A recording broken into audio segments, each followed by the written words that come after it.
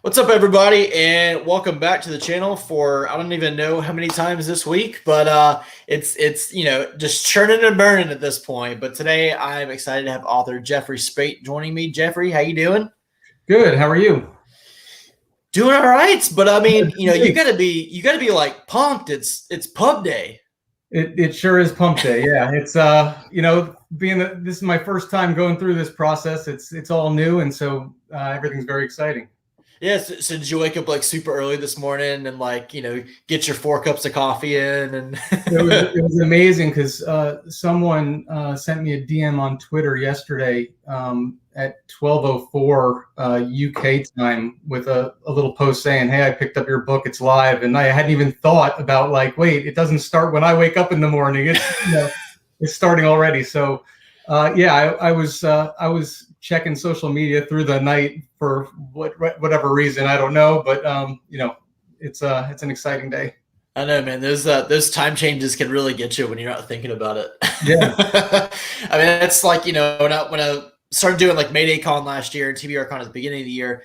I have a few authors that are in Australia, and it's a 16-hour time difference. Sure. So they're just waking up, and it's like dinner time. Yep.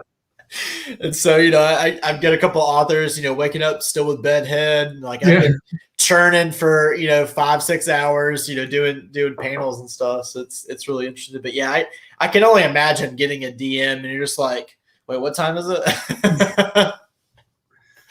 So try not to answer them in the middle of the night because they end up being a garbled mess. So yeah.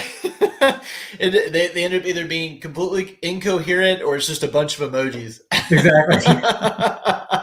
So I want to start out like I always do. Tell me a little bit about yourself. Tell me what kind of struck the writing bug in you, and any authors that you read growing up that kind of influenced you to start writing.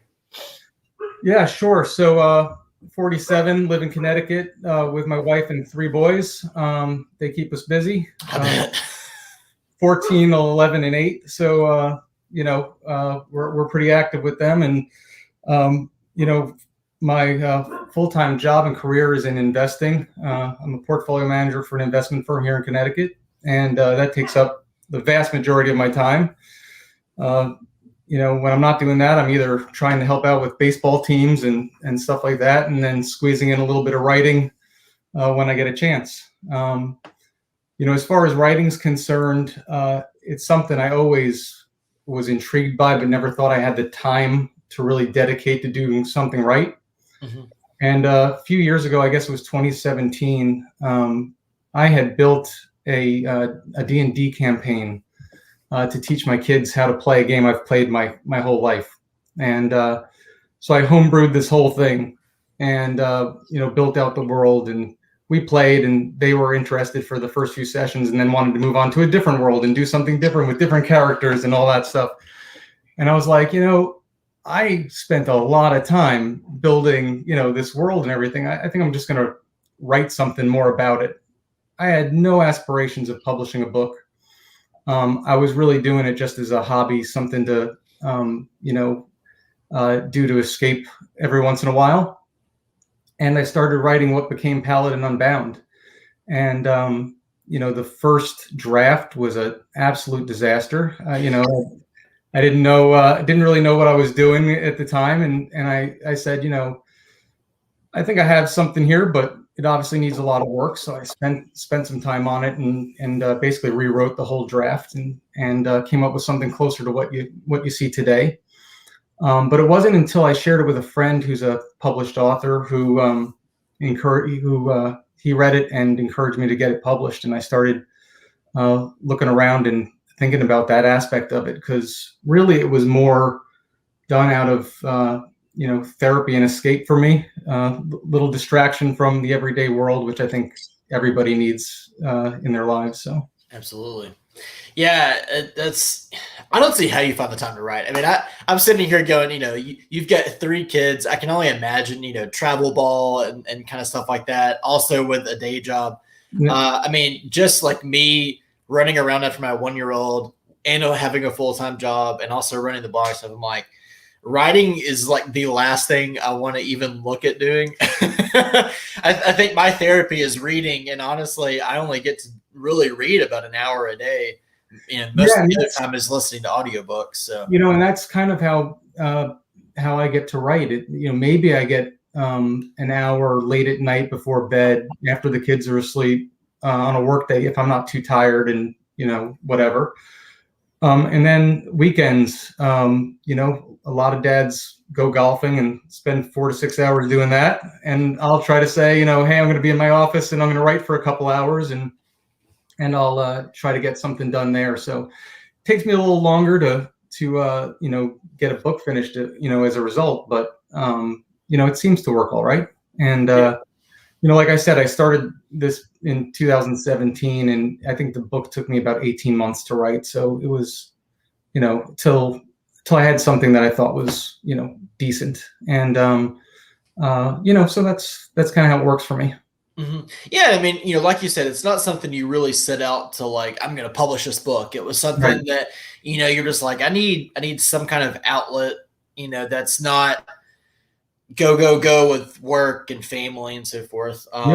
Because everybody has their own thing, and I know several authors that kind of use writing as an outlet and end up being published, or at least self-publishing something.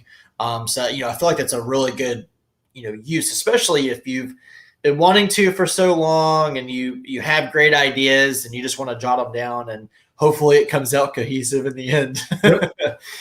Exactly.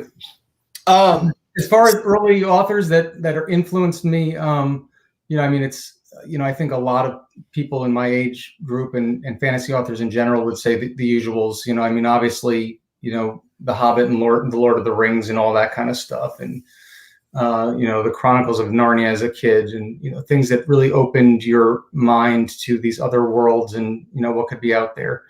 Dungeons and Dragons has been a huge influence on me in terms of just a fun hobby, but it also really lends itself to obviously the world building and character creation side of things. So I think it made that part of writing more natural and had a big influence on my, in my writing in terms of just having those kind of skills. And then I'd say, authors like R.A. Salvatore and things like that, the classic, adventuring party kind of stories that I grew up with probably have had the biggest influences on my writing today. Good old Drizzt. Yeah, absolutely. Yeah, and speaking of D&D, so you're going to have to be on a D&D campaign for TBRCon in January. So I'm going to go ahead and mark you down for that. I don't care if you have time or not. We'll just go ahead and touch you down. I'd be happy to. It sounds great. I don't know if you checked out the one that we had this year. I mean, we only did one, but I think we're going to have multiple next year. But, like Steve McHugh and Jeff Matthews and Anna Stevens and Gareth Hanrahan all did about a 3 or 4 hour campaign. It was a blast to watch. It's so funny. Yeah. So yeah, I'll have to look into that. But I think we already have several people that want to do one. So great. We'll make sure to get you in for that. Sounds good. So as far as your actual writing, did you find it really difficult in the beginning to really, I don't know if motivation is the right word, but like to really get your foot in the door as far as like how you wanted to write, how you wanted to, go about, okay, am I going to do word count? Am I going to go by page count? Am I just going to write until I feel like I'm out of gas for the day?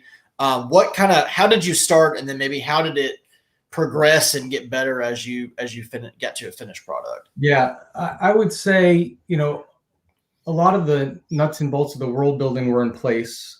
And the characters, the main characters were at least more or less in place. There were rough drafts of what they ended up being. I think, I dove a lot deeper into them and everything than what I had hashed out. The first run through, when I read it, it was a massive info dump.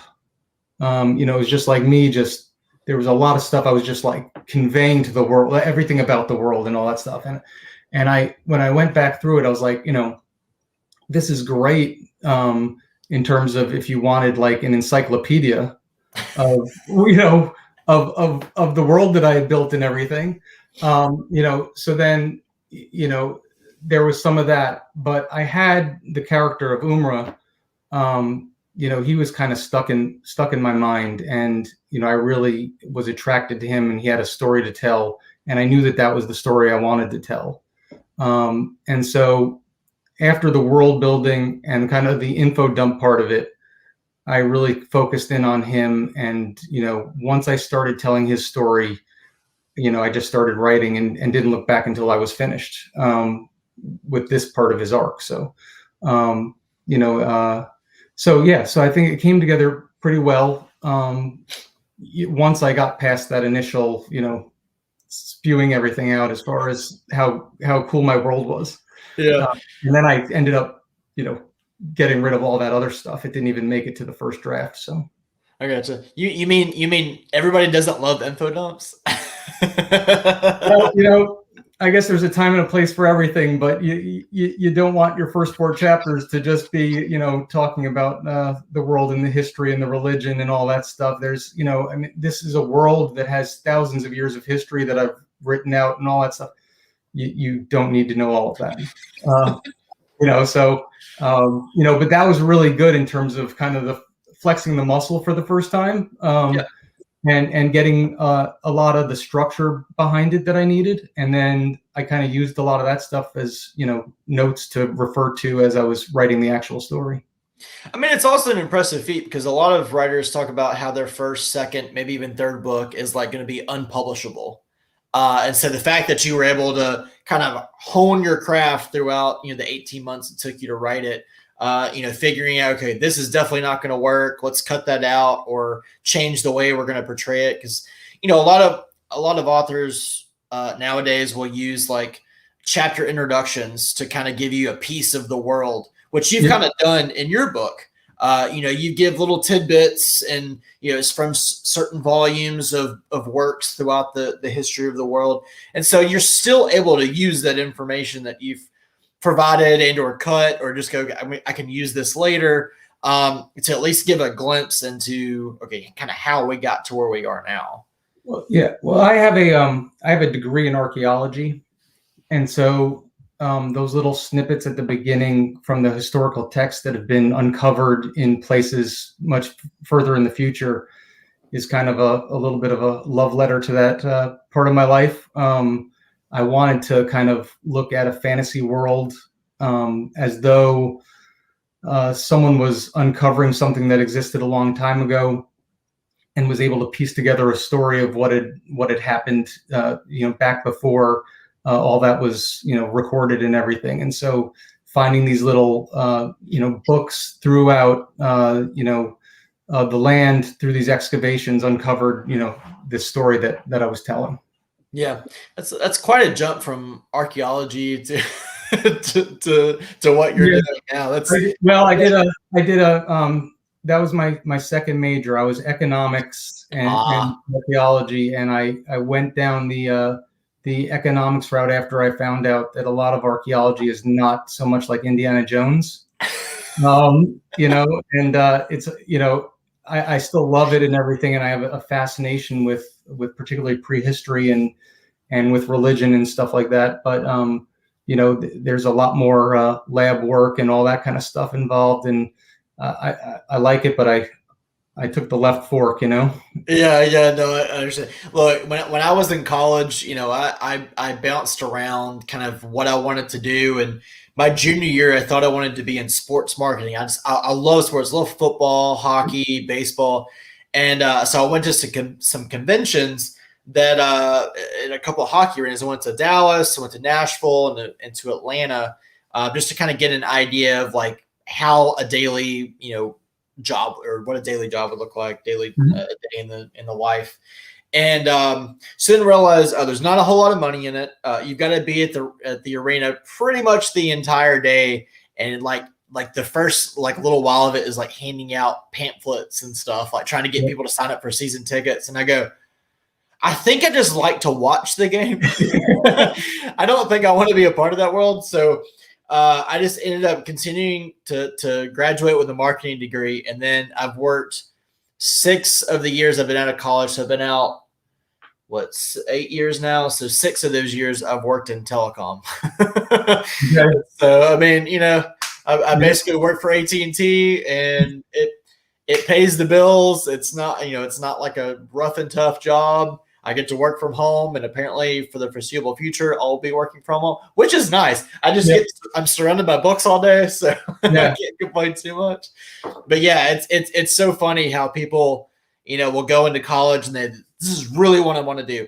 And a lot of people stick with it, and then a lot of people go in a completely different direction. Yep. So, like for you, you went from history to numbers. Yeah, a lot of numbers. Yeah. So tell me a little bit about, how do you find the time to write? I know, you say you try to get that hour in, at night, or you try to get some time over the weekends. Do you like tell your family, hey, I'm officially from like 8 to 9, I'm going to be in my office writing? Or is it just like, do you just have to like sneak up there? Because I feel like I have to sneak into my office when I get a chance. It's a little bit of both. Sometimes I'll try to schedule something, and just say, hey, I'm going to get some writing done tonight. You guys go, get ready for bed and all that kind of stuff. And I'll come in and see you when I get a chance, or something like that. Those impromptu writing sessions are more when you're really feeling inspired, when you feel like you've unlocked part of a scene or a chapter that you were struggling with or something like that. And you're like, I have to get to this right now, because there are those moments, right? Right. And oftentimes, those will come to you at the most inopportune times, and you just write a quick note and hope you remember what you were thinking about later when you get a chance. And then, again, weekends, I'm able to be maybe a little more structured and say, need a couple hours. I want to make some progress on this or whatever. Particularly when you're in the editing phase and you've got things like deadlines to meet, which is something I really never even thought about when I had started writing it. So that word just sends a shiver down your spine. Yeah, exactly. So when the pressure's on, you're just like, okay, I need some time and space. So yeah, I gotcha. Yeah, deadlines. Oh, gross. Yeah. See, my inspiration usually hits at like 2:00 in the morning. Yep. And then it's one of those things you just have to jot it all down because you don't want to forget it. But then you're like, I don't think I can go back to sleep now. And it's like the greatest thing and the worst thing at the same time. Yeah, your mind's racing. I still have like 4 hours left to get some kind of sleep. Yep. Yeah, your mind's racing. You're all excited about something, and then if you don't write it down, you don't remember it. In the morning and everything, and so I hear you. Oh, it's the worst. So during your editing stage, would you say that it was a joyous experience? Would you say that, wow, there's a lot of stuff that I really didn't catch when I was reading and rereading my first draft and so forth? Or, I always hear that, getting edits back, it's always, and like even Brian Stavely was saying yesterday, he's like, I would rather somebody tell me that my book sucks before it gets published. Sure, absolutely. Yeah.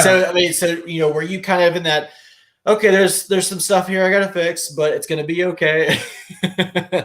Yeah. So I won't go into too many details on this thing, but midway through Paladin Unbound, I had an editor change, which was difficult. You think you're heading down one path, and then things change, and we basically started over from scratch. So not without its frustrations, for sure. But things happen, and you have to adjust and move on.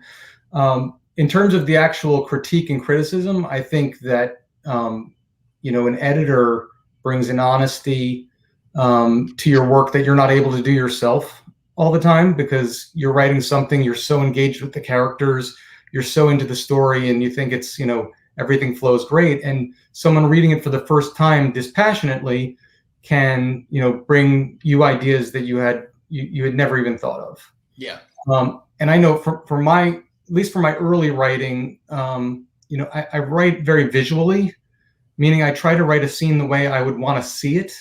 Mm-hmm. And so what ended up happening with the first draft that Literary Wanderlust had was there was a lot of head hopping in a scene. and it was something I was completely blind to, because I'm like, this is the way I see it in my head, and so that's how I'm kind of writing it. And the editor over there, she did a great job of kind of reining that in and saying, okay, this would be great if it was a scene in a movie, maybe, but in terms of a book, let's keep the scenes, one point of view at a time. And so I actually went back through Paladin Unbound, and each scene made a little note on the side as to whose point of view it was and all that kind of stuff, to make sure that I was being consistent throughout and having less of that as an issue. So, in terms of story changes, there weren't really any major story changes in the edits. There were things where they wanted to see more of or less of, in the process of editing, and I'd say the overwhelming majority of those suggestions were absolutely right for the book. A few of them we went back and forth on a few times and figured other solutions out, but overall it was a much stronger book as a result of the editing process, and I'm grateful for that. I gotcha. So speaking of books, I want you to talk a little bit about your book, Paladin Unbound. So released today. What can we expect from the book?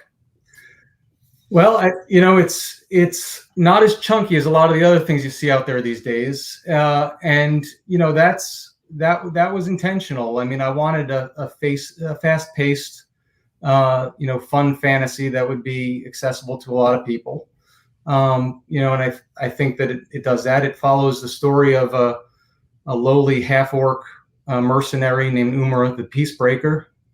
And he starts off with a crew of half-orc mercenaries, and they get kind of tossed into a job that ends up being a little bit more than they're expecting.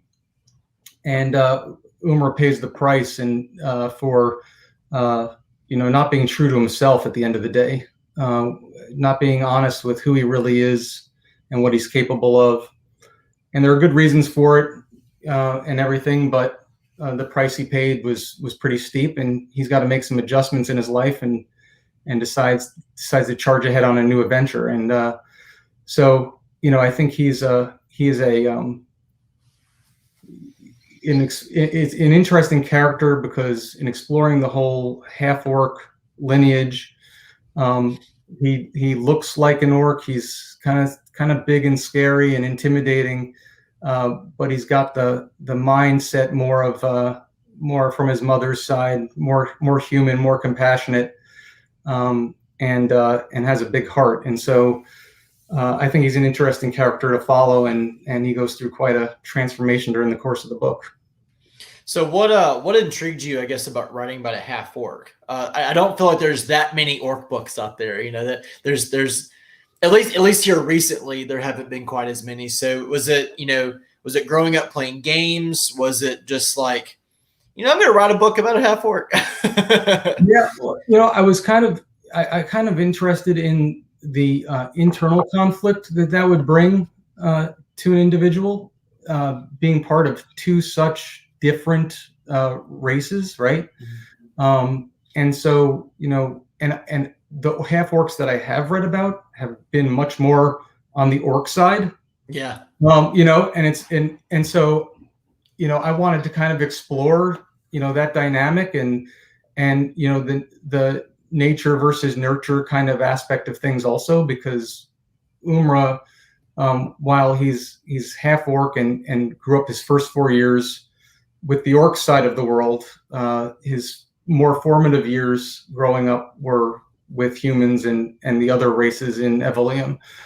And so, spending those first 4 years as a tiny child in a very harsh environment with a very rough, tribe of orcs, and then growing up in effectively a monastery after that, it makes for a very interesting conflict within him as far as the nature nurture side of things. Yeah, the whole like human orc thing. I'm just visualizing Warcraft. It's just like constantly beating me down, because that was like my game growing up. I never really played World of Warcraft, but I played Warcraft 3 a frick ton when I was in high school and college. And I always like home back and rewatch like the videos that they did, like the little cutscenes and so forth that you have in between campaigns. Yep. And so talk a little bit about how, I guess you, focused a little bit on like how like race relations between humans and orcs, because I know, it starts really early on in the book with just the humans, I guess, kind of discussed with orcs, and do relations get better at any point in time? Yeah, so you live in a world in the book where the orcs in general are definitely looked down upon. They've been kind of forced out of the main part of Evelium, the continent of Evelium, and relegated to living in this wasteland, kind of in the corners of the region. And so when those that wander into mainstream society come, they're looked down upon. And it's very hard. And Umra is leading a group of misfits, that wander Evelium looking for jobs just to kind of survive. And for him, it's because he's hiding who he really is and doesn't want to go down the path that he's kind of destined for. And for the others, it's because that's the best they can do. They're not wanted in places, and they're people cross the streets when they walk through a town, and they're not allowed in certain parts of the towns because they're it's just assumed that they're going to cause trouble, those kind of things. And so I jump in to that because it kind of sets the tone for the world they live in, and it sets the tone for Umra's life before we meet him and what that's probably been like. And so, I thought it was important to kind of discuss that right up front. Mm-hmm. I think you find along the way that not everybody thinks the same way, and that there are people that are willing to look past the surface and see the quality of the person underneath. And, you'd hope to see a lot more of that in our world as well. But, so that's very much something I wanted to explore. I gotcha. Yeah, and you talk a little bit about Umra's past, and pretty early on, you talk, or he's kind of doing like a fireside tale about his his past. And that is quite a graphic, graphic past that he has. But it's a really intriguing tale. So I want to know, and readers may want to know. I want to know the significance of the velvet bag, and I guess we'll call this an amulet. Yeah, it's referred to as an icon in the book. Icon. And it's in Umra's world, it's made of platinum. The one I sent you is not made of platinum, so don't go try to pawn it. or anything. And it's got etchings of wind currents on its sides, and that's reflective of his god who he follows. And it's very much linked to the magic system in the book, which is a process called suffusion, where gods and mortals can interact. And if you are deemed worthy by a god, they can impart a mote of their power into a piece of precious metal that you can then use for your own powers. And so different levels of precious metals, obviously you can be fancier with the powers you have and all that stuff. Platinum's pretty high up on the scale. And, so you can see on the cover of the book, Umra's kneeling in front of his pyramid. In a particularly weak moment for him. And so I thought it'd be fun to have some of those made up and share them with the readers. So yeah, it's a really neat, like I don't want to call it a gimmick. That's not the right word, but it's like a neat like little addition to the book, because you just really don't see that often. I mean, I know like some publishers will send out like enamel pens, which are cool, but So what are some takeaways, I guess, that you are hoping readers will glean from this first novel? Yeah, well, I think, first of all, it's a story of self-discovery. I mean, I think we all owe it to ourselves to be honest with, who we really are and be proud of who we really are, and not hide that from people for social reasons or whatever else the case may be. And so it's very much, that kind of a story. Some of the reviews have been catching on to the found family kind of idea, and kind of the friends you choose, and all that kind of stuff, and how important they can be to helping you realize your full potential, and all those kind of things. And then it does explore, like we discussed earlier, some of the stereotypes and race relation issues and stuff like that, that I think is a very important topic to look at and to explore. And so a little bit of that in there as well. At the end of the day, I hope people also see a fun fantasy story with lots of crazy monsters and good magic and good battles and things of that nature. And so that's what I hope people take away from it. Okay. And as far as the series goes, are you planning a trilogy? Or are you just gonna kind of write until you're out of stories, or like do you actually have like a set idea of how long this is gonna run? Yeah. So the Archives of Evelium, the current story arc, I'm planning a trilogy. Okay. I've finished writing the second book. That's in the process of me editing it before I send it over to my publisher and see what they think. So we'll go from there. And I've pretty much outlined the third book, which is something I didn't do for books 1 and 2. So it's something a little new I'm trying as far as on the craft side of things in my process, because I really wanted to, I got you this far. Now I need to kind of finish up the story arc and kind of tie things together, and wanted to make sure I had that as tight as possible. So we'll see how that goes. I'm sure I'll be veering off into different paths as I write, but I at least have an idea of where it's going to go. So hopefully I'll wrap that up, at some point. And then, as I said at the beginning, I've got thousands of years of history in a very interesting world that had a lot going on in its past that's alluded to throughout the book. A lot of them in those little quotes at the beginning of the chapters. And there's some stuff I'd like to explore there, as far as going back through, different times and everything. So we'll see. But for right now, my promise is to finish the trilogy I started, and then we'll go from there. Okay. Last question I got for you. What are some books you've read recently that you'd recommend? So as you can imagine, with what we were talking about earlier, scheduling time, reading is something I get to do in very short bursts, and everything. So the most recent thing that I've completed was The Girl in the Stars by Mark Lawrence. Great which book. I thought was absolutely phenomenal. I loved it.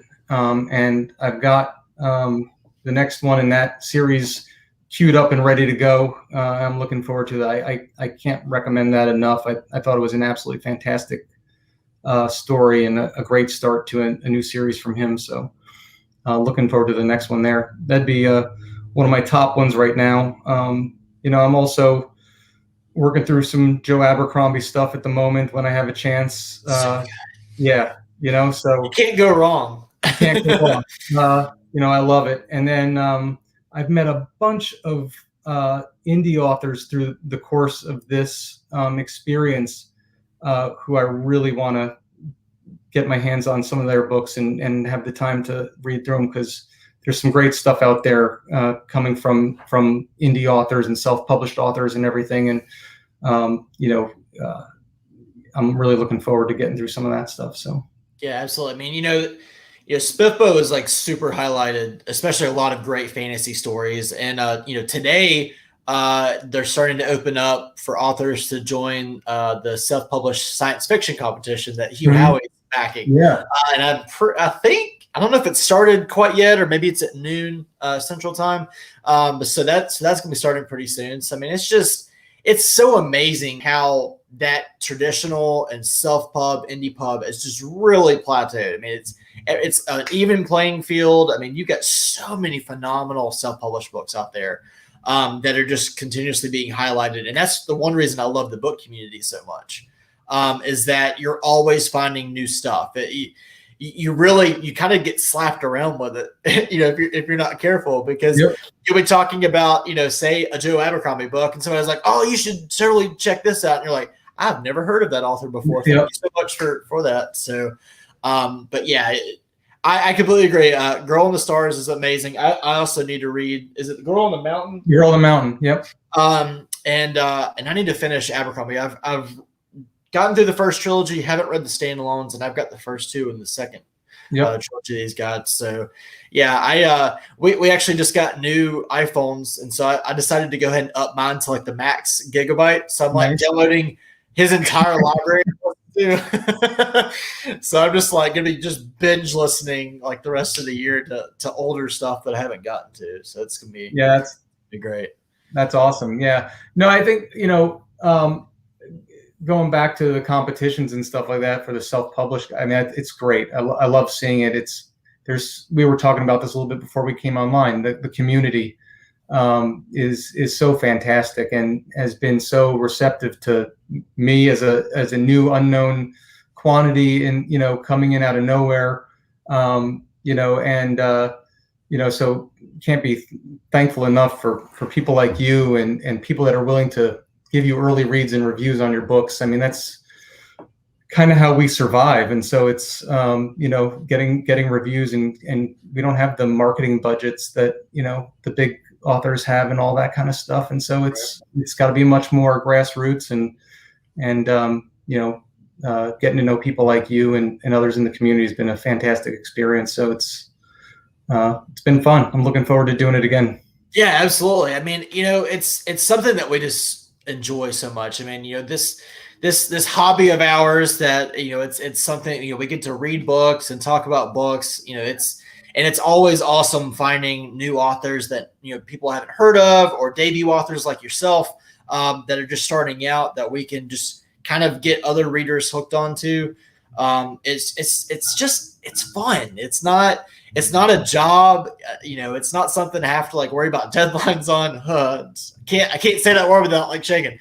And so it's nice seeing that there are tons of other blogs that have, are surrounded, by me and, say, like Novel Notions and Book Nest and so forth, and even some of the smaller ones. But I've kind of taken the opportunity to, throw out there if anybody wants to join mine, just to get a bigger platform, if you don't want to start your own blog kind of thing. And it's really helped highlight some of those books that may not make it onto, others' radars. Sure. It's just been an awesome experience, and I'm hoping it continues, and I hope you get tons of readers from it. Thank you. Yeah. You continue to get more followers, and people read your books and they're like, okay, where's book 2, and get super hyped about it and get you excited. So yeah. I hope so too. I've been kind of overwhelmed with the early reviews that I've gotten so far. I didn't know what to expect coming into it, and it seems to have resonated with some people. So it's very exciting, and I'm looking forward to more of it. It's a new chapter of my life, so it's fun. Awesome. Well, Jeff, thank you so much for coming on and chatting today, and congrats on your pub day. So again, everybody, Paladin Unbound available today in paperback and ebook. So make sure you go grab yourself a copy and continue to support Jeff, and go check out the rest of the Storytellers on tour that is going on. I believe it ends on the 3rd. Yep. So make sure you check out the early reviews for it, and my chat once again. So Jeff, enjoy the rest of your day. Enjoy celebrating the publication, and we'll talk again soon. Thanks. Enjoy no interviews tomorrow. You get a day off. Appreciate it, man. Have a good one. All right.